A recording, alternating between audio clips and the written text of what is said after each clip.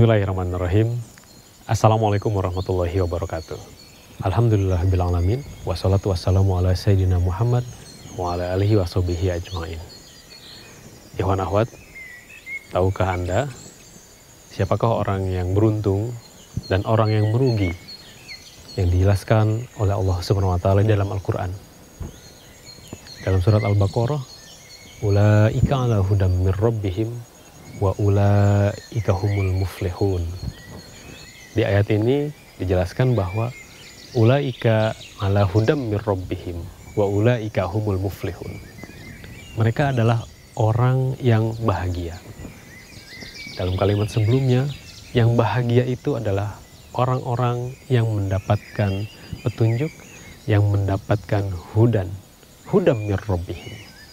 Hudan itu berupa Al-Quran sebagai pedoman, sebagai guidance, petunjuk manusia yang tidak ada keraguan sedikit pun di dalamnya, karena dipastikan bahwa hudan ini diturunkan dari Allah untuk seluruh umat manusia.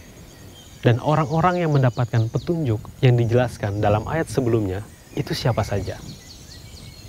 Zalikal kitabul la raiba fi hudal lil muttaqin. Petunjuk yang Allah berikan kepada orang-orang yang beruntung, yaitu berupa kitab, ajaran, pedoman yang dijadikan tuntunan, yang dijadikan tujuan, yaitu Al-Quran. Dan petunjuk ini diperuntukkan oleh Allah bagi orang-orang yang bertakwa, muttaqin, orang-orang yang bertakwa. Ada 3 amalan yang menjelaskan derajat muttaqin. Orang yang beruntung mendapatkan petunjuknya berupa Al-Quran. Kita lihat ayat selanjutnya. Siapakah orang-orang yang muttaqin ini? Alladzina yu'minuna bil ghaibi wa yuqimunas shalah wa mimma razaqnahum yunfikun. Ada 3 amalan utama dalam ayat ini untuk menunjukkan bahwa seseorang itu bertakwa kepada Allah, bahwa seorang itu memiliki derajat muttaqin. Orang-orang yang muttaqin dengan 3 amalan utamanya. Pertama, dia beriman kepada hal yang gaib, perkara yang gaib, yang Allah ciptakan, yang tidak bisa dilihat oleh manusia, tidak bisa diprediksi, tidak bisa digambarkan. Allah hanya memerintahkan untuk yu'minun, imani oleh kalian. Aqimus sholah, mendirikan sholat. Seorang ulama sufi mengatakan, Syekh At-Tutsi, bahwa janganlah seorang muslim ini hanya berdiri di masjid, hanya menegakkan sholat, tapi dia tidak berperan di masyarakat. Hubungannya adalah sholat bukan hanya dikerjakan, tapi sholat itu harus ditegakkan.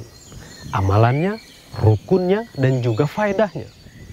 Selain kita berdiri di masjid, berdiri di tempat-tempat ibadah kepada Allah, kita juga harus berperan di masyarakat. Itulah makna dari aqimus sholah, menegakkan sholat. Wa mimma razaqnahum yunfikun.